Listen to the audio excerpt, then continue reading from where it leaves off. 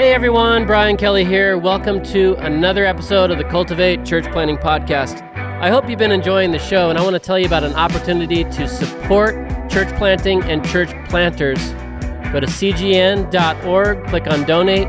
You'll see a drop down for church planting. I'm going to put the link in the show notes, but this is a great way to practically support the work of the ministry, support church planting, support church planters. We're going to see that all those funds go right out onto the field. So just wanted to tell you about that opportunity. And now let's get into the episode.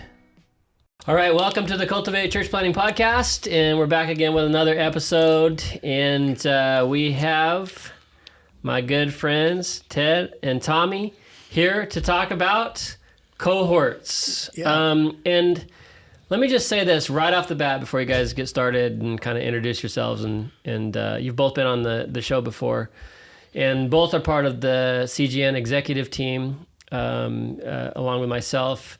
And right off the bat, the word cohort has kind of become a popular kind of word lately. Mm-hmm. So maybe, Ted, you could get started right away by telling us exactly what we mean when we say cohort. Right. In our context, what we're talking about is a small gathering of pastors gathering together for a dedicated period of time for the express purpose of being able to both pour out and to have others pour into us, and gathering of time to strengthen each other, to bandage one another's wounds in ministry, to encourage one another. Yeah. The Bible says, don't grow weary in doing good, for in due season you'll reap if you don't lose heart. Mm-hmm. And all Satan has to do is get you to quit. And for so many of us, that's Monday morning, right? Where Satan is every Monday. Every Monday morning, yeah. He's like, all I got to do is get you to quit. So cohorts is, hey, we're going to gather together for the purpose of encouraging one another, spurring one another on towards love and good deeds, and having a focused time of refreshing, so that we don't grow weary in doing good. Great.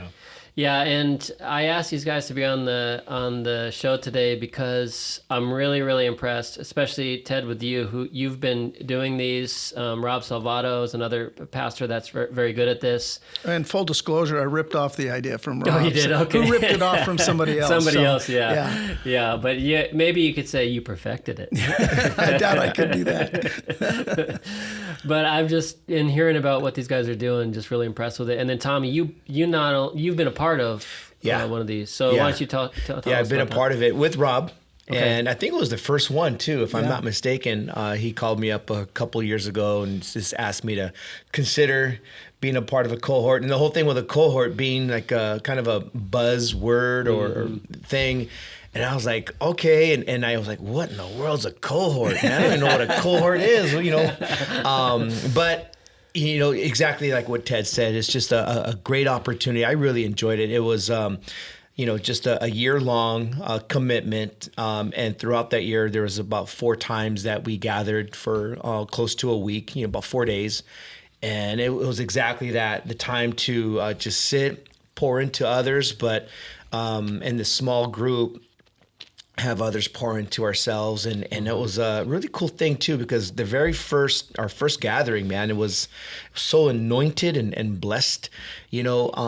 There was something comfortable to be vulnerable, and one of the takeaways I would say for myself, and I would even say perhaps even for the other guys, man, it was that the friendship that was developed, the bond of brotherhood, with these group of men. Like even still to this day, we, that season is done with that cohort, but still to this day, man, we're constantly calling and connecting with one another, keeping in touch. We have a group text, and we'll just, whether it's a prayer request or even if it's something funny, like a meme or something like that, hey, check this out. We start clowning and stuff, but. The friendships and also too, I think when I agreed to be a part of this cohort with Rob, I think there was one guy that I really had, and I knew, didn't have a good solid relationship with him, but I knew him. But after that first cohort, that first gathering, it was like with all 5 of these guys, all 6 of these guys, I think it was, man, it was like we're brothers, you know, going to be like brothers for life now. Yeah, there's something that happens in those small groups that can't happen in like a Sunday morning or even like a men's Bible study. Like you get together, you're staying at the same place because you would all stay at the same place, right? Yeah, we would all stay. You know, Rob would you know, it was really cool too. It's just like the whole how Rob kind of designed it and everything, and it was and Ted perfected. Perhaps, you know, but it was just so awesome because it just gave this room for the Holy Spirit, God to work, you know, and there was really no major agenda other than, hey, let's talk about ministry. Let's talk about our lives, you know, our marriages and our walks and our, you know, our walk with the Lord and all that stuff. And so, and then supernaturally where the Holy Spirit takes that conversation and how there's just a divine appointment and themes kind of tend to rise up, don't they? Yeah. You know, where there's just some central theme of what work or what's got each time away is like, okay, this is our theme for this week. You know, kind of deal. And going into it, kind of not knowing if there was going to be a theme, but, you know, immediately you realize like, oh, this is what the Lord's doing with us right now. Yeah. You know, so I love when that kind of stuff happens. Yeah. It was really awesome.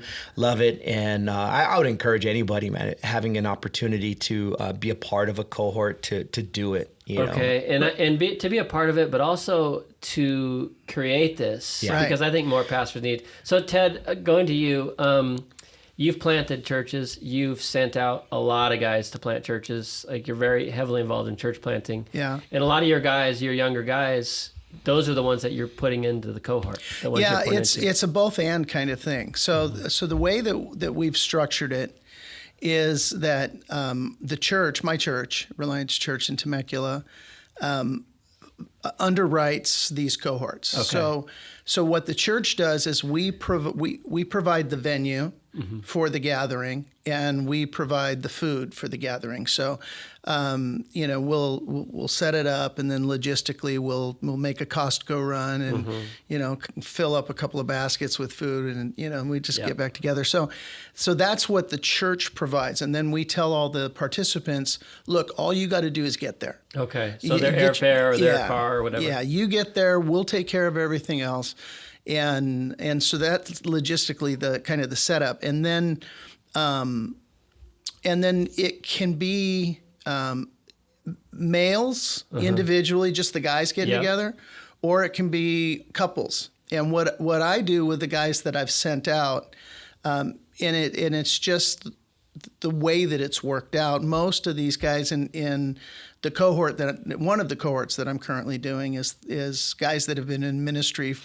They've been in the midst of their church plant for somewhere between 1 and 3 years. Oh, so they're fresh in. Yeah. And so we structured that one to say this is going to be husbands and wives. Which necessitates a really big place, and logistically it has some problems, but we've overcome those. Do you do like Airbnbs and stuff? We do, and we have them bring their kids too. Oh wow! So it's like, because you can't just leave the kids. Right, it's the whole family, and so there's a whole dynamic of ministry that's taking place with the kids, and they're over the time.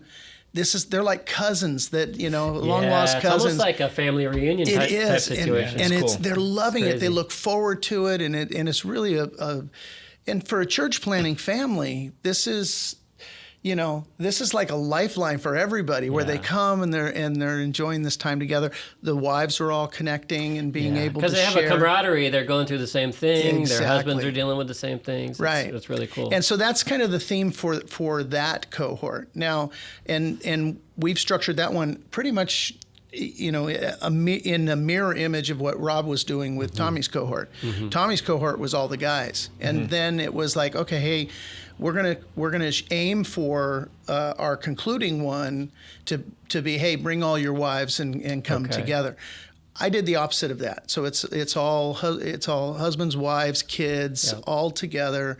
for that particular cohort. And then we will conclude the cohort with just the guys getting together, and probably we'll do simultaneous. We'll do just the guys, just the women, so they can each have their own time away. Yeah, and then I have a couple of other cohorts that I'm doing internationally, and those cohorts both are just the guys, and that's more of a logistical thing.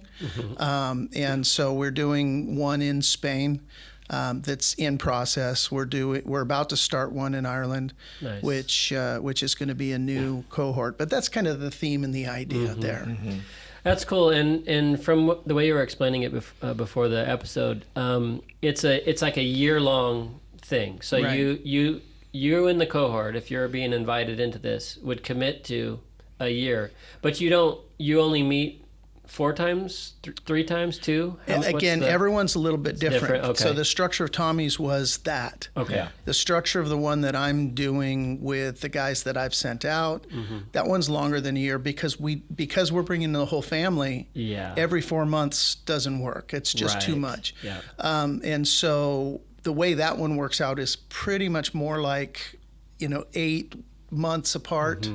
Or so, and so that spans longer than a year.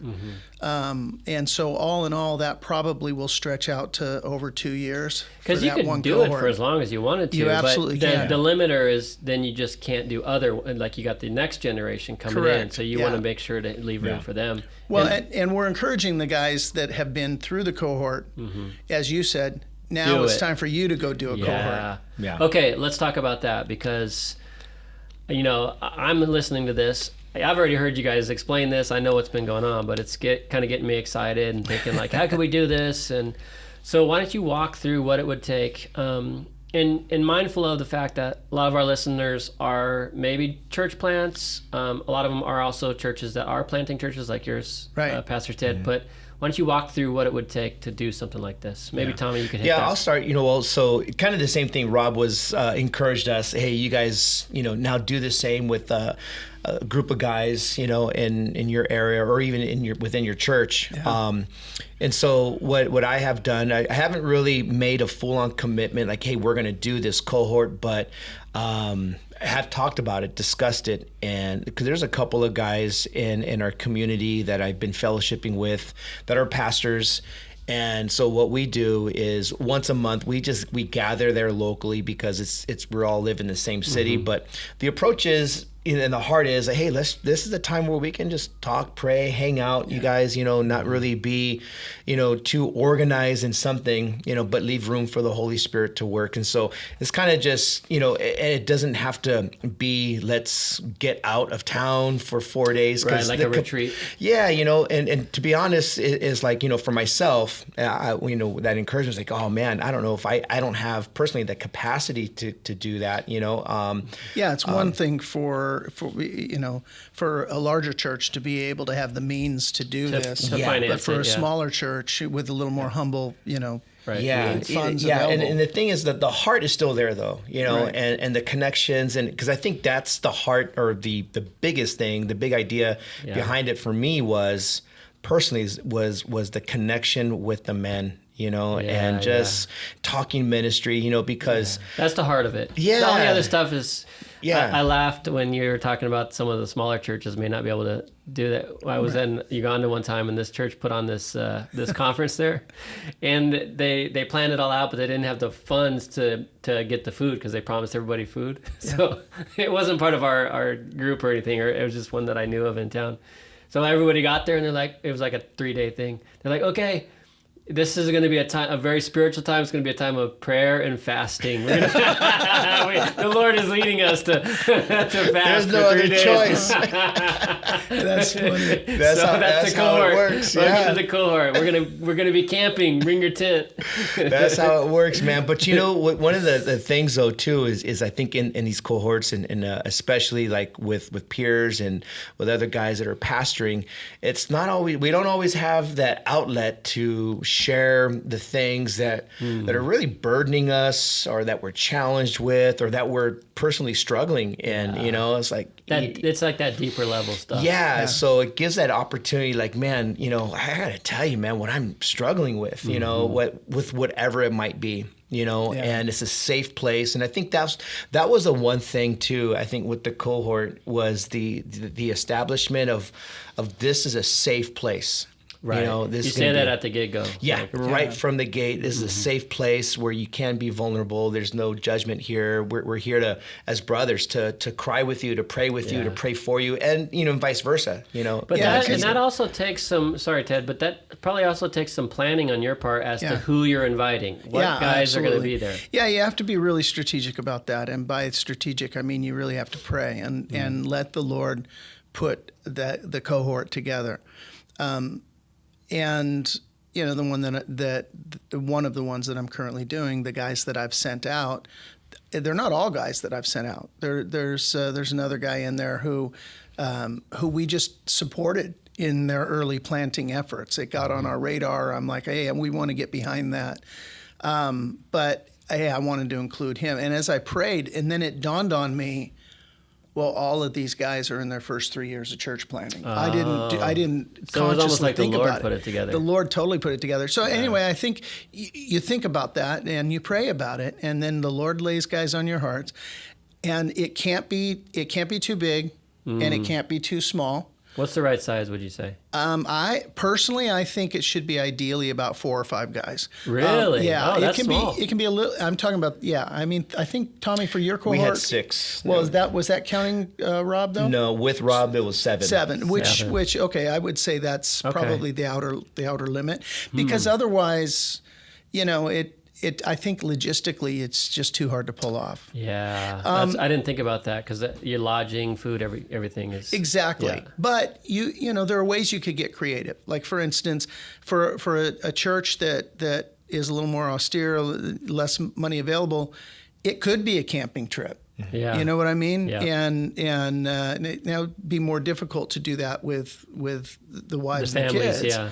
But you could do a camping trip, and the thing, what's that old saying? It's women don't need a reason to get together; they just need a place. But guys need a reason. And pastors, when we get together, let's be honest, we have a tendency to puff out our chests and kind of talk about all my ministries or all that. Yeah, it's like that superficial kind of stuff. That's the opposite of what we're going for. And it's interesting, because I was thinking about this, the difference between the different gatherings that we do. We do conferences, that's a big scale, and then you have retreats, and that can be a women's retreat or men's retreat. It's still kind of a bigger group, but this is something where it's unavoidable that you're going to be talking about real deal life issues. Yeah.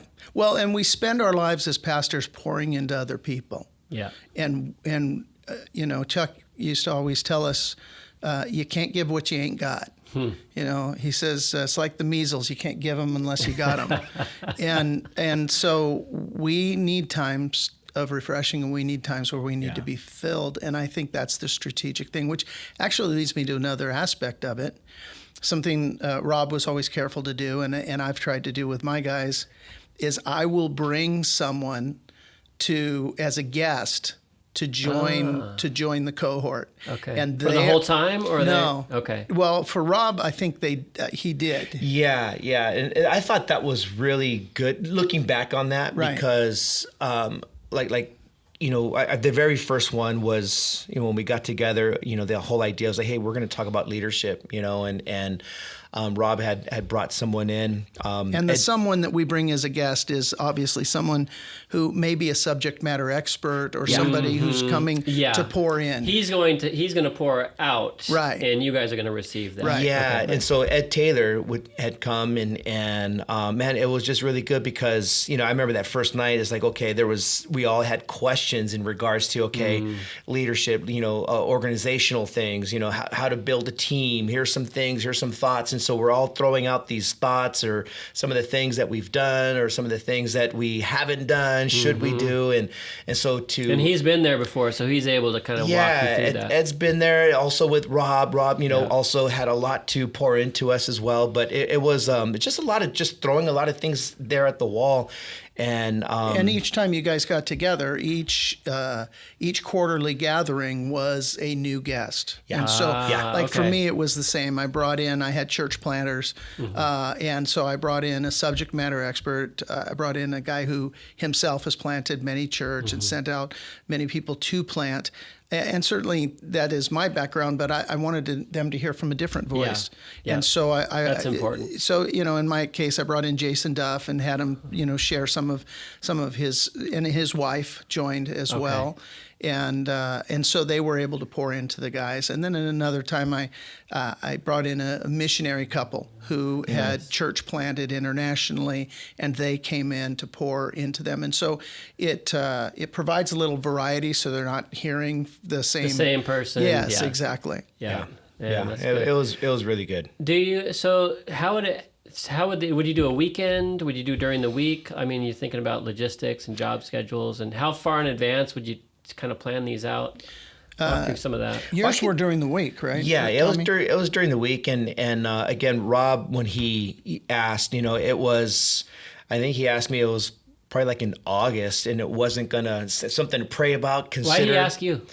I know, it's like, why me, right? No, I'm just curious. I needed it, how do you pick these guys? Because he owes him money. He saw that I needed it. This poor guy. And I think it was just, obviously having relationship, but kind of like what you said, Ted, it was guys that have been in ministry, maybe not for a long time, but for like within 10 years or something like that. That was Rob's criteria for your group. Yeah. Okay. 10 so minutes, you 10 had years the or initial less. criteria that you wanted to match, and then through your relational database, he kind of went through and prayed through. And so he kind of laid it out, sent me an email, and laid out the idea and kind of like a format, and how long it would be. And so, there was enough time in advance for me to plan. So I think it was something like in late August, or September, perhaps hey, pray about this. And it didn't start until like that next year, March or something like that of that next year. Oh, so you had plenty of time. Plenty of time to get time off work if you had to. I mean, you're full time as a pastor, but you set your goal for your first one. Send out the invitations, and then once that first one's established, what we tend to do is one of the last things before we depart is we agree on, okay, what's our next date going to be? Oh, okay. And so that becomes helpful. Now, up front, if you say, hey, we're going to do this quarterly, well, then you've got your template. But everybody's got to agree on their date. We all pencil it out, and then it goes from there. Do you say something like, this is a non-negotiable, if you want to be part of this cohort, you need to be part of all the dates or the activities, or do some guys are unable to make it, or how's that work? Well, I mean, with the group that I have, they're all church planters, and so as an example, one of the couples was the newest in the church planting process, and is a tent maker. So he had to go out and get a job, and so sadly he missed our last cohort because he had a job. He had to be there. So I made special arrangements to go and visit my wife and myself with he and his wife to have something rather than nothing. They missed out on the whole thing, which is unfortunate, but we were able to sort of make that up. You're gonna be flexible for that kind of thing, right? Especially with church planners, you want to help them out and get them going. Yeah. What's your next? Now you're doing a thing locally. Are you going on to be on any more cohorts, or do you kind of? Like for me personally, do you graduate? Man, no, I don't know. But to be honest with you, I'd love to go on to be a part of another cohort, as a participant, because it was just so rich. It really was, because, I think just as pastors in this role, there's a need for having an opportunity to, just to release the valve. Because there's a lot that is held in, and just having this conversation right now, man, I'm going back in my little mind palace and just remembering those emotions and the refreshing. It's like, man, I'm so glad. Did you cry? Yeah. I cried. We cried. We laughed, man. We did it all. Yeah. It was really good, and I think that was one of the special things behind it. Is that for me, it felt as not just personally, but for my marriage. Like it was a boost, for my marriage and also for ministry. How it benefits. I feel, and it benefited the ministry, as a whole, God's people, and just very refreshing, and and all that stuff. So yeah, I would really recommend it to anybody, man. Go for it. I think there are a lot of ways you can be creative about accomplishing it. Okay. And so if you have it on your heart that you want to facilitate cohorts, then I would say pray about who you would invite, pray about who you would invite to serve as mentors and come like to the pour guest in. speaker, kind of, Precisely. for lack of a better term. Yeah, and then, you consider budget, and then you plan accordingly. If you have to, okay, we can't afford an Airbnb, then all right, figure out an alternative. And we all know people of different, means, and so you don't know who is in your church that might have a vacation place or rental place that they could make available. Do you think that would be something that you could present to the church and say, Absolutely. hey, I've got some guys here that we really think the Lord's, wants to do something great, and would anybody be interested? Yeah, you think about, I share with our church what we're doing. I take a few pictures. Okay. Sometimes I'll ask the pastors to send a video, a testimony, just, hey, this is, Pastor so-and-so, thank you so much for pouring into us and investing into us. Because your church is investing in it. Right. It's a missional endeavor. Yeah. And so, we take, you guys do too.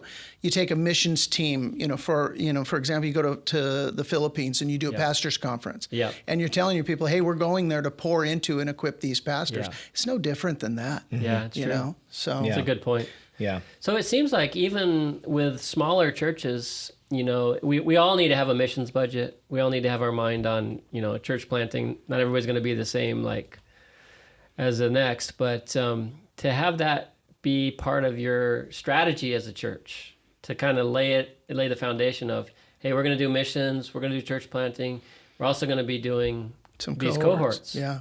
Yeah, that's a really good idea. You can ask your people to give specifically to it if you're so inclined. We don't, but or you could just dedicate part of your missions budget towards that.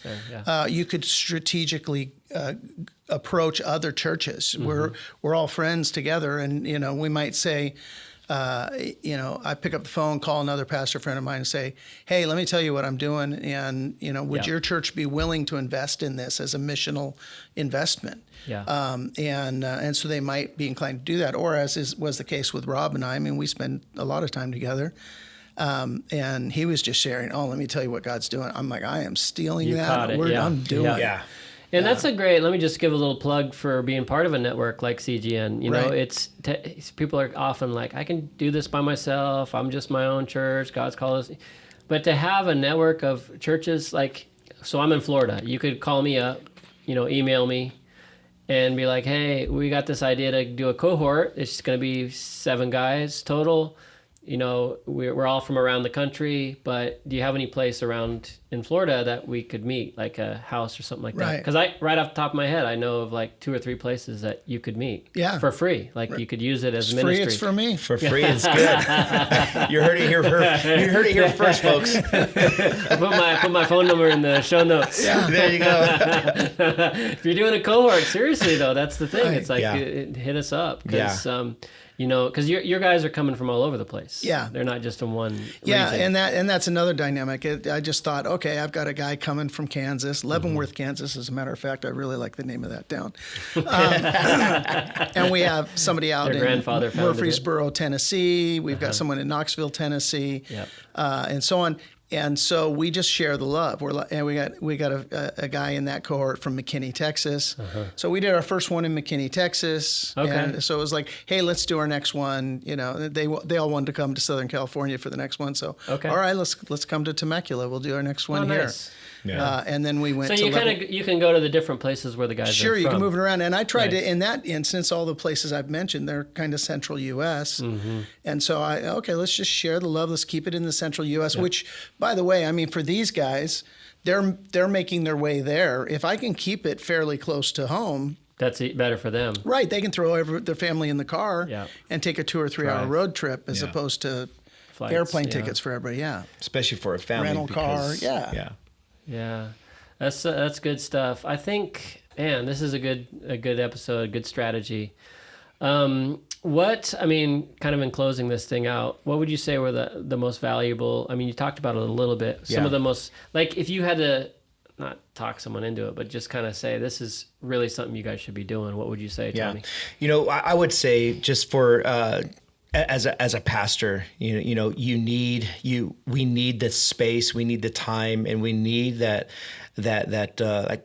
the like-mindedness to where we can be vulnerable, because again, I think when pastors have the tendency to come together at a conference or something, it's the questions, hey, how's the church? The church is great, bro. It's growing. What ministry are you doing? Yeah, we're doing all these things, but in reality, and this is the reality is, man, it's hard. Yeah. It is hard. Not everybody understands what a pastor goes through, and what a pastor, the weight. Yeah. But other pastors do. Other pastors do. Get it. And even when you have that small group, and the intention is, hey, we're going to be enriched, in our ministry and our family. It's about our families, our marriages, and the work that God is doing in us. Yeah. And it's like, okay, I gotta, again, just going back to the conferences, or not the conferences, but our gatherings, our cohorts. Just the time of confession. Wow. It was just sweet. So things get real. Things get real. Man, I'm kind of scared to be part of one then. But the thing is, how often do we as pastors, from the pulpit preach this, the healthiness of confession and everything. But, and we understand that, but sometimes we don't have that space or we always have the time to confess, but when you're there with like-minded brothers, and there's a man that's standing next to you that's loving on you and it's not judging you, and there to pray with you and to walk with you through that, it is just amazing. So and you don't know these guys some of the guys you don't know. At first, so it's not like you walk in the door, hey, I'm Tommy, let me tell you about everything. That's going on. You get to know each other. Yeah. I remember it was like, man, okay, Rob got this wonderful, the very first one, this wonderful house that we were all at. We get there, and man, I was like, I got to go to the room. I'm gonna put my bag on the bed right there. Someone's sleeping on the floor, and it ain't me, but then, you meet these guys, and you're like, oh, bro, hey, we'll share, you can have the bed. I'll sleep on the floor tomorrow, and stuff. That friendship really develops. Yeah. That, two are better than one. Right? Yeah. And we're exhorted to bear one another's burdens and thus fulfill the law of Christ. And there's just something. I mean, you get guys that are in the ministry, and it gets real in a hurry, and the walls come down. And who said it? I mean, I hope one of you guys can fill it in, give the source, but. It might be C.S. Lewis, but he said the definition of a true friend is that, you get to talking and you say, I thought I was the only one. Yeah.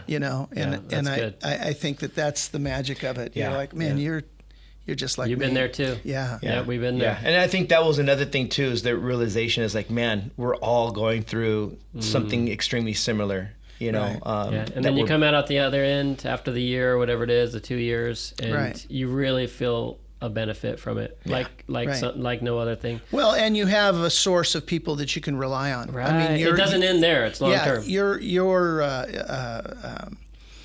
The available pool of people that you can reach out to grows. And it's like, oh man, I got 7 new friends I can call. I can the mentor couple who comes or person that comes, you can say, oh man, can I get your phone number? Can I call you? Yeah, that's good. Yeah. It's good stuff, guys. Thanks so much for being on the show and sharing about this. And I hope this can kind of be a catalyst for a lot of guys out there to either be involved in a cohort, look for one. If you are out there and you're listening to the show, get on the CGN, Calvary Global Network website. There's a contact form, and we're going to connect you with either these guys or some other guys that have done the cohorts, and we'll work it out. We'll get it going. So, Amen. Yeah, thanks, guys. Thanks for being on the show. Thanks, Brian. Thanks for listening. The Cultivate Church Planting Podcast is part of CGN Media, a podcast network that points to Christ. Check out cgnmedia.org for more great shows and ways to support the ministry.